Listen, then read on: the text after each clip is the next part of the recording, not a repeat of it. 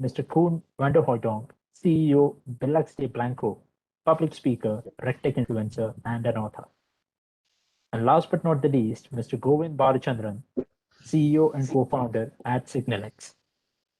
And without further ado, I would request Mr. Nidhish to take this up further and kickstart the session, please. Thank you, and a very good evening or a good morning or a good afternoon across the globe, wherever you are. Firstly, I would like to thank IMAI for for constituting this panel and allowing us to exchange our thoughts with all of you. I'm really honored to share this digital space with the panelists who are esteemed in what they do and what they have done till now. But anyway, they will tell you all about that subsequently. This particular session is dedicated to discussing the future of RegTech and the role of artificial intelligence and machine learning in the same. So, well, financial sector has always been hugely data intensive, and the increase of operations, well, with the increase in regulatory and compliances, will really has not simplified the process in any way. Rather, BCG in 2019, if I remember correctly, made a mention that banks were tracking 3 times as many individuals regulatory changes, as 10 years back. And this was 2019. I'm so sure it would have really gone up even now, especially during COVID times when there is the number of people who are actually coming down to the bank are much less. And these revisions of regulatory would be averaging about 200 per day. Huge data, accuracy of compliance, increasing number of regulations. The cost of governance, risk, and compliance is high. I would say almost 20% of the operating costs. The huge data can best be handled for smart and safe decisions using AI, at least that is what the hypothesis is, having smarter machine learning algorithms, and have better and more efficient RegTech and FinTech services. What I will do is I will discuss a few case studies in a very short period before I hand over to the panelists. And then maybe we can deliberate whether these case studies which are focused on recent bank frauds and even failure of banks, could they have been avoided? The first one, of course, is the 2007-2008, the famous US subprime financial crisis, where the compensation systems directly led to the crisis by increasing short-term performance with unheard of incentives and compensation, when in reality the risks were mostly medium and long-term. Well, it is still very fresh because it really caused a global meltdown. And the FCIC report, if I remember correctly, makes a mention that in the years leading up to this crisis, too many financial institutions borrowed to the hilt, leaving them vulnerable to financial distress or ruin if the value of their investments declined even modestly. For example, as of 2007, the 5 major investment banks, Bear Stearns, Goldman Sachs, Lehman Brothers, Merrill Lynch, and Morgan Stanley, were operating with extraordinarily thin capitals. By one measure, the leverage ratios were about 40:1. That implies with every $40 in assets, there was only $1 in capital to cover losses. Borrowings were short-term. With about each bank had huge amount, billions in equity, and about 20 to 30 times in liability. Borrowing was almost about 6 times as for the equity. Well, it was the equivalent of small businesses with about $50,000 in equity and borrowing of about 1.6 million, which was due each and every day. This is one particular case study, more on it subsequently. Let's look at something which is nearer to home, or at least to India, which is the 2018 IL&FS case, wherein the key management personnel got heavy compensations in 2017-18. Now, IL&FS had a consolidated debt at that point of time totaling to Indian rupees 1,064 billion, and a loss of almost 19 billion during 2017-18, which is something which cannot be forgotten. And there were key management personnel, who received hefty emoluments despite all that. The similarity of US 2007 and to the ILNFS case, which was almost a decade later, that is in September 2018, should not be missed. Especially in the ILNFS case, it would be an understatement if I said that the concerned central bank in India could not spot the excesses leverage of ILNFS. Its debt as on 31st March being over 1,064 billion, layered on an equity of just about, which I told previously, about 70 billion. Wonder why the central bank did not act on time. These are questions which we will leave out of this discussion. Having set the context, we can safely argue that as compared to the past financial crisis, let's talk about US subprime 2007-8, today's institutions are larger and riskier. So that is where, to a large extent, you have huge amount of data, and that is where the artificial intelligence and machine learning comes in. Broadly, AI and regulatory compliance may cover stress testing for financial forecast models, automation for tracking and monitoring regulatory changes, and even down to maybe email filtering to ensure that privacy is in place. Stress testing in financial forecast model is very essential. It helps enterprises in financial services to predict and model regulatory risk. And ML assists in finding hidden patterns in historical financial data, or for forecasting revenue data. It assists in AML, that is anti-money laundering, automatically monitor customer transaction data to identify anomalies and ensure they are compliant with the regulatory requirements. The next, of course, was automation for tracking and monitoring of regulatory changes. Huge regulatory costs, risks of non-compliance, predict compliance, so all these things are what motivate AI and ML or RegTech to come in for FIs, financial institutions, to start shifting towards AI and ML. The use of smart RegTech tools that will help them pick up early warning signals about impending crisis situations in the financial services sectors and information on key aspects that caused past financial crises in the first place. Things like whether the compensation policy is rewarding, the quick deal when the risks are medium or long term, or whether conflicts of interest are causing a financial institution to go rogue, or what the real leverage of a financial institution is after taking into account all aspects such as off-balance sheet items, etc. Now, all these were applicable in the 2001-8 ILNFS case. There was a PNB case in India in 2018 again, the 2007-8 US subprime, and the 2010 Indian microfinance crisis.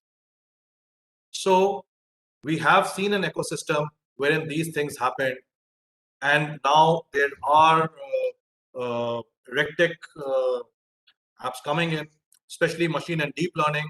So typically what will happen, two crucial things will happen. The first, central banks as well as other regulators and supervisors will need to remove any ambiguity in rules and circulars to their constituents. Two, machine and deep learning on their part will have to develop the ability to discern causality as opposed to mere correlation and association, to have greater predictive ability for regulators and supervisors. It is a fusion basically of the deep domain knowledge of the financial sector and strong technical knowledge, which can lead to practical, usable regulatory and supervisory tools with enhanced predictive ability. Having said all this, I do not want to speak more. I just want to listen to our panelists as to what they have to say. So, well, the first panelist coming up next is Koen from Belgium. Koen, over to you. Oh, thank you very much, Nidhish. And you made a great introduction actually to what I would like to add to this discussion today. Well, first, a little bit about myself. I am extremely passionate about RegTech. And I've been so passionate that a year and a half ago, I wrote the first RegTech book in the world, which was the RegTech Black Book. And as we speak, we are now writing the new one, which will be released in November. So new insights are coming soon. But I'd like to take you on 2 points on your introduction, and then I'll gladly leave it to the next panelists to also give their views. And the first one is, you mentioned a couple of key dates in our financial history, which are very close to us.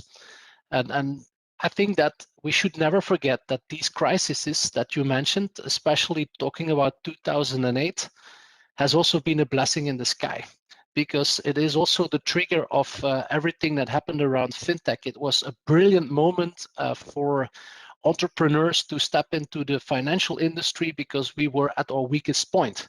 So they were coming in and were trying to disintermediate us and try to get some of the key features, i.e. our clients at the end, towards their systems. Now, what you see is that not many actually succeeded to gain the full trust of the client in terms of the fintech world. So after a while all the banks in the meantime became agile and were actually adapting to what the fintechs were doing, you saw that these entrepreneurs suddenly had to change their mindset, and they were no longer trying to get business from the banks, but they were trying to collaborate with the bank. And that was at that point the one and only thing that was really still a big burden for the FIs, the financial institutions. And I think you pointed that out very clearly, that this is regulation. Let's be honest, after those crises, something beautiful happened, which is the regulator that stood up and was trying to tame the beast, saying no more, not again, we will prevent this situation of happening again. And how to prevent this was by putting laws and regulations into place. Many. That's something you also said, that there were a lot.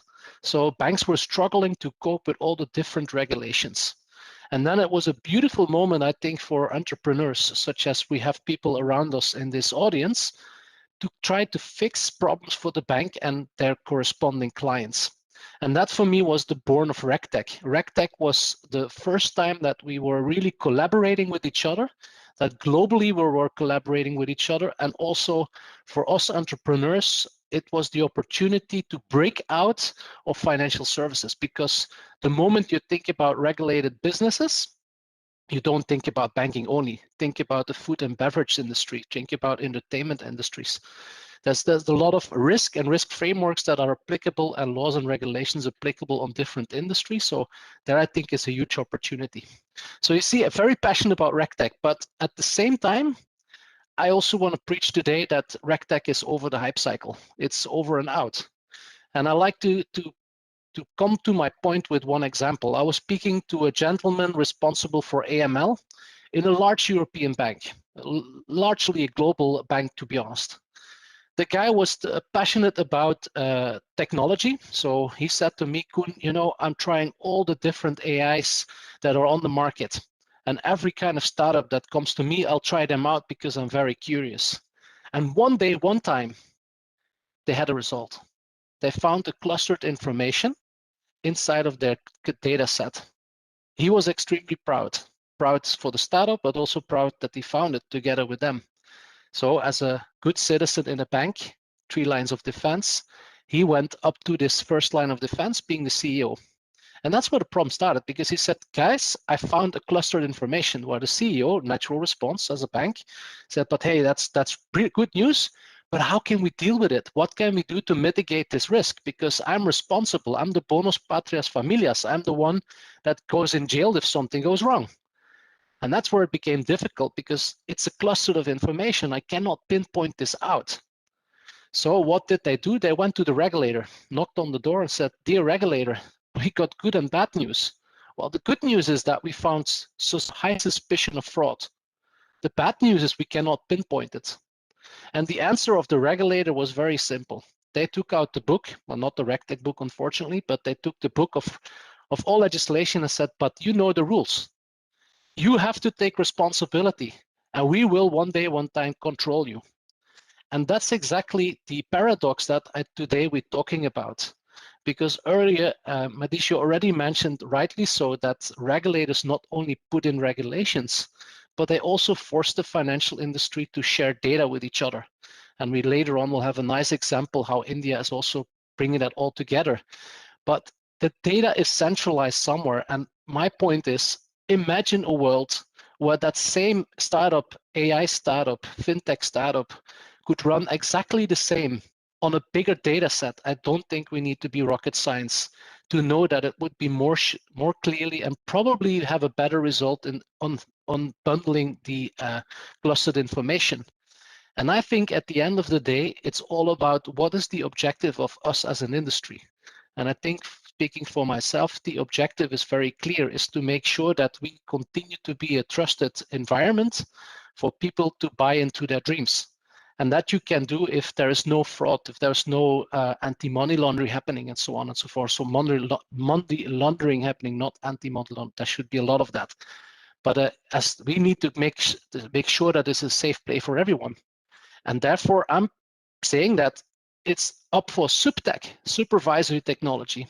It's up to the regulator to take shared responsibility. And that's something that you see culturally happening already with a lot of us nowadays.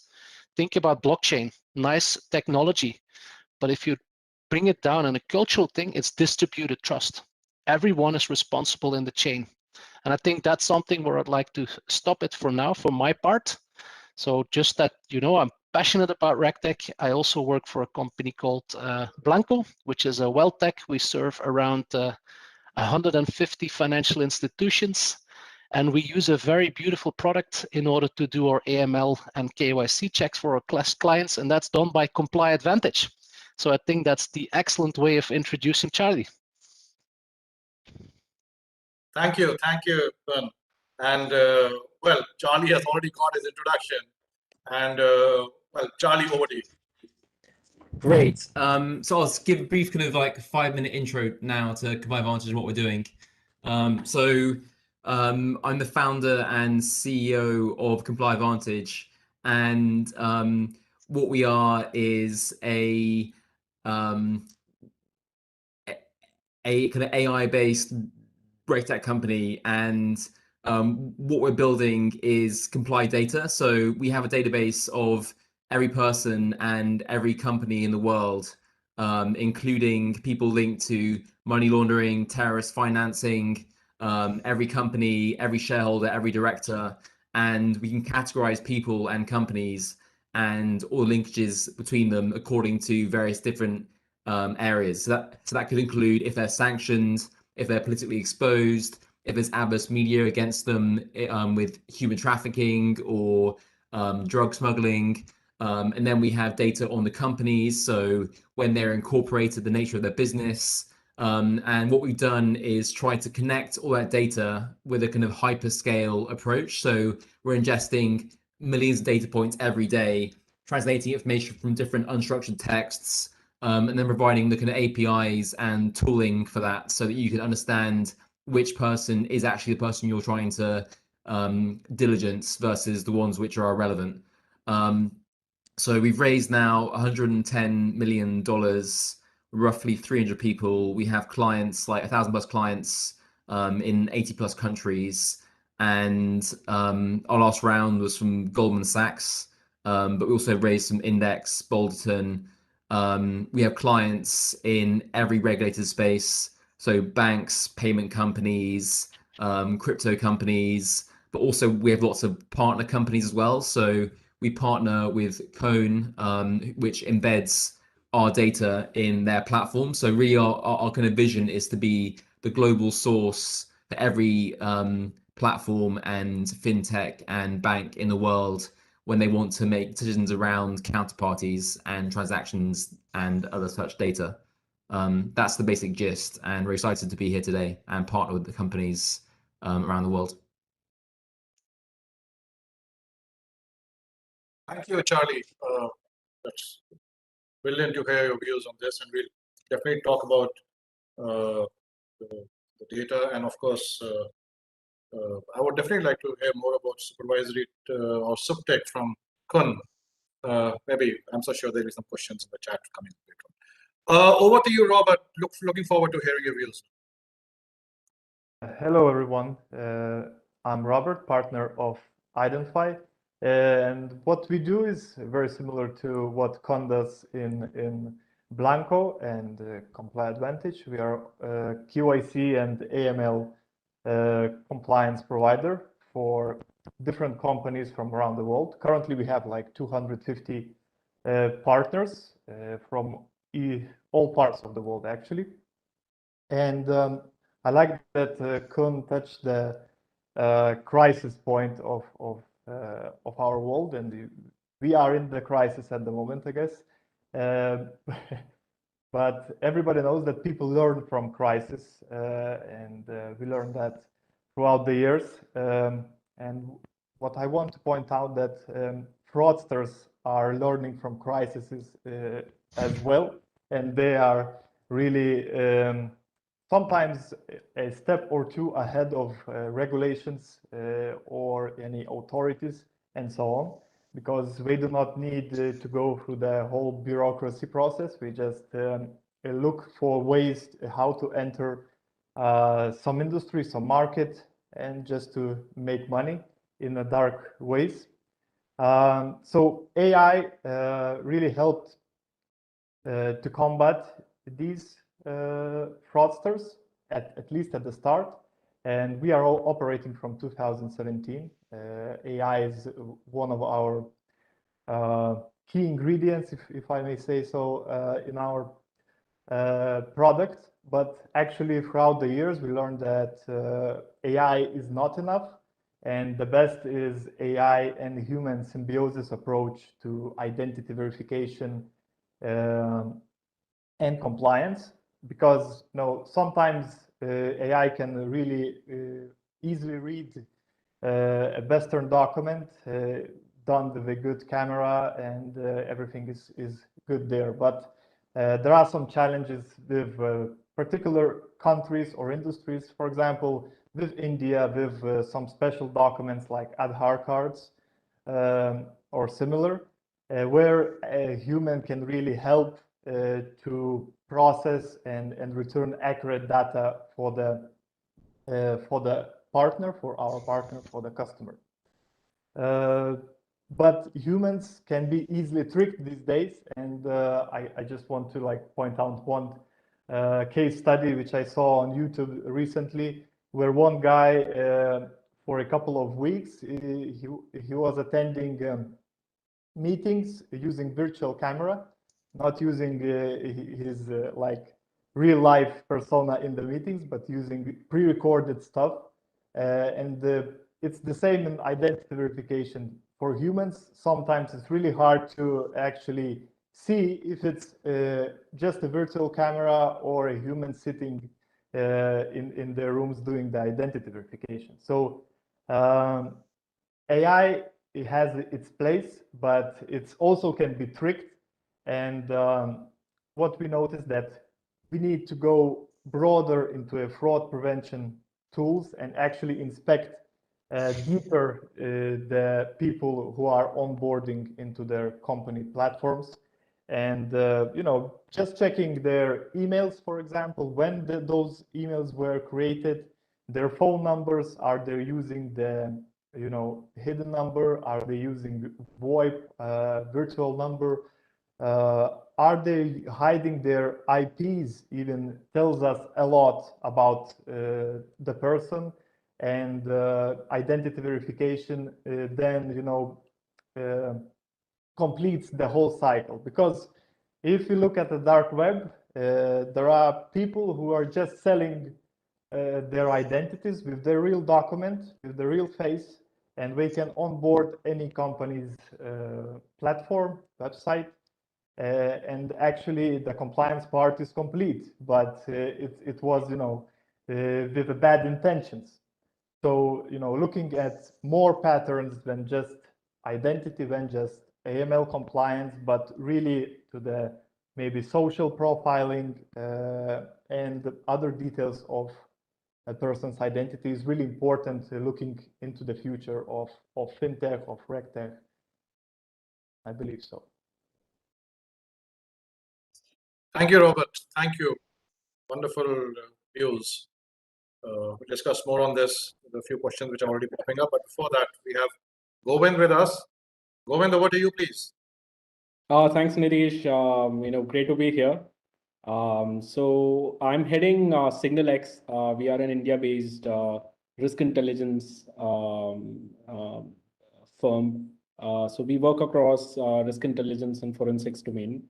So what we have at SignalX is what we call a due diligence AI, which pulls data from thousands of sources, both domestic and sources across other various countries. And we run a set of 200 plus checks on any given target. So it could be a person, it could be a company, it could be a partnership. So you give the name to our AI, and then we bring the data from thousands of sources, and we run a whole range of checks.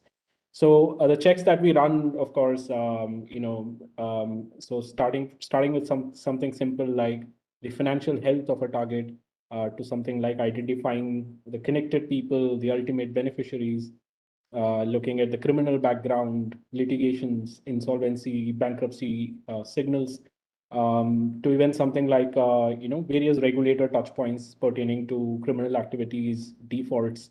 All of these information, including sanctions, adverse media, and everything, comes into our platform. So something that we do is, of course, we integrate with lots of these local sources, about 200 plus regulators alone, that pump data into our platform. So we make use of the existing infrastructure that the government and across, the governments of other countries that make available for us to use this data to make certain credibility decisions on the counterparty, right? So at SignalX, what we are building essentially is a global counterparty credibility verification platform, wherein you should be able to authenticate and understand the credibility of any party that you're doing business with. So I think from the India front, Nidhish, quite a lot of things have been happening. As you mentioned, ILFS is was a big milestone for a lot of for a lot of gaps in the financial system that had come up.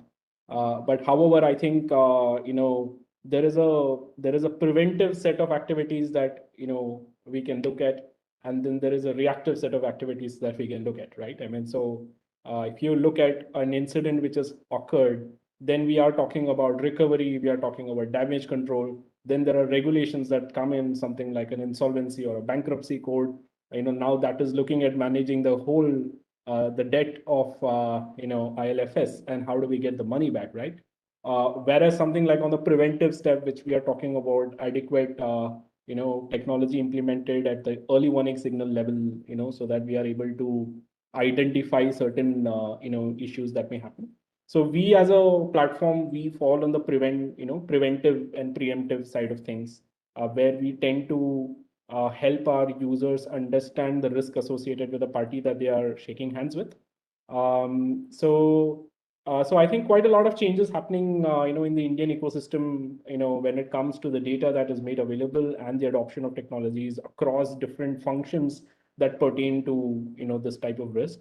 So I think, the course of this conversation, we'll deep dive into many of those. So good to be here, Nidhish. Thank you, Govind. Great to listen to all of you. Well, we have got a flurry of questions coming in. I will read out the first one. The first, I think, would be for Koen to answer, or maybe deliberate, and then we can all take it on. Which is, with new innovative financial startups coming in, would you advise the entrepreneurs to balance the integration between RegTech and Subtech at an early stage itself? I think it's a very easy answer, to be honest. I think if you are a starting entrepreneur, there's a golden rule, I believe, in the industry, in the world, is that you need to be convinced that you're solving a problem. If you know what the problem is and you know how to solve it, then your question of RegTech or Subtech doesn't matter anymore, because you're solving the problem, and the problem most likely will be common in the industry. I think that the companies which are thriving nowadays are those companies that are really solving real time or real issues. And those issues, as I said before, in my opinion, they often shared. So back to the basic, I would say. Great. I think that's brilliant. Anybody else would like to add on to that? But I think Koen has really answered it well. I mean, it doesn't matter. I agree with him, right? Okay. Next question is coming up, which is how can regulators and enforcement agencies have an upper hand to financial criminals who use technology advancement for their benefit? Yes, please, Charlie. Yeah, so great question, and definitely points to a huge problem. So what we've seen in the past few years is every couple of weeks, someone being fined like $1 billion for some sort of huge grievous mistake, and you've seen the big banks all over the world being linked to drug trafficking and money laundering, and I guess everyone has their own thesis as to what causes this and how to solve it. My answer was that the underlying data was flawed, right? So typically what you saw in terms of the way it was done was you'd have these big databases like WorldCheck, Dow Jones, LexisNexis, right? And you have like 1,000 people who build these databases.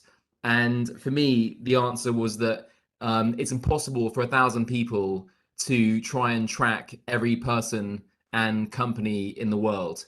And therefore you needed a new approach because the data's out of date. It's manually compiled. There's no real intelligence to it. So for me, the answer was to reconstitute a system of tracking counterparties and screening and identifying such that you could reduce drastically the false positives, as in the incorrect matches, but also really catch the needles in the haystacks, the really critical high risk, so you can direct your energy and investment into the important, challenging due diligence, kind of Jack Ryan shadow agent style investigations, rather than the monotonous, huge drudgery of wading through false positives. So the answer to fines, money laundering, all these things is RegTech and better data. And Amen.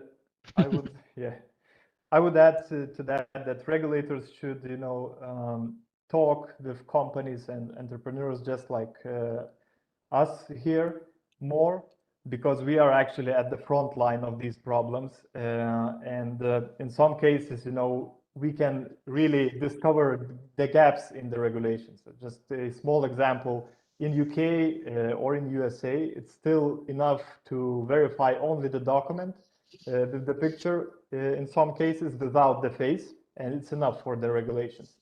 So it's actually a gap in the regulation left by the regulators. So they should just, talk actively with us to listen to us, and we can improve. Right. So I think Nidhish, just adding to that, I think it is also required to bring all data in one place, right? I mean, to make the best use of it. I mean, relying on legacy databases that are centralized and that require to be constantly updated by analysts. I think there is only to some extent that the database can keep up, right? So I mean, AI is the way to go. I mean, even for that matter, the amount of data that is now available today is it is exploding. So there is a limit to which analysts can sit down and process that information. So we may not, so even to implement the existing regulations, like even if the criminals are not, even if they were not getting smarter, still the data is just increasing exponentially. So even implementing the existing regulations would require upgradation, irrespective of whether the frauds are becoming more sophisticated or not. So I think AI implementations are going to be terrific value add in connecting the dots across databases, bringing in different types of data, so that there is a comprehensive risk analysis on the counterparty. Brilliant. Maybe I want to say something as well. I think that it's clear what we're all saying. It takes three to tango. It takes us, the startups, let's say the technology providers, or those that are the geeks that are trying to use whatever it's out there to our best knowledge, the banks or the FIs, but also the regulators. And I see today still that there's somehow a misunderstanding because so Robert said, yeah, they should listen to us. Well, I was at a conference not so long ago, and the regulator was actually explaining what RegTech was, and they said RegTech, very proudly, RegTech equals DLT, distributed ledger technology, and like, oh my God, has nothing to do with each other. So it is also a matter of speaking with each other. If we can really learn from each other, and then I come back to what I said previously, it's the common objective, and I think that should drive us all, because if we don't have a common objective, well, those that are criminals, they actually do. They have their business model, and they know clearly what to do is get money from poor people that will be frauded by them. So I think that's what we need to do: collaborate, 3 to tango. Yep, totally agree there. Totally agree there. Oh, well, we have some more questions here. The next one is, from a geographical perspective, how does the RegTech landscape change in Asia, Europe, UK, or the US? Yeah, Yes, I mean, so we have offices in New York and Singapore and London, I guess, and so I guess I can talk about that briefly in terms of how they differ. I guess each different ecosystem in terms of the Americas, even within the US and South America, has vastly different regulatory approaches and underlying financial infrastructures and policies and regulations. I guess you see in the US, state by state licensing, you have the NY, Department of Financial Services. In New York, you have the OCC, you have FinCEN, you have this kind of myriad and patchwork of regulations, and then you have the underlying payment infrastructure, which is kind of very archaic. You have 10,000 community banks. Plaid is basically open banking, whereas in Europe you have open banking as a kind of government initiative, and therefore you have this huge profusion of new entrants there. I guess post-Brexit you have the FCA and the EU with separate policies.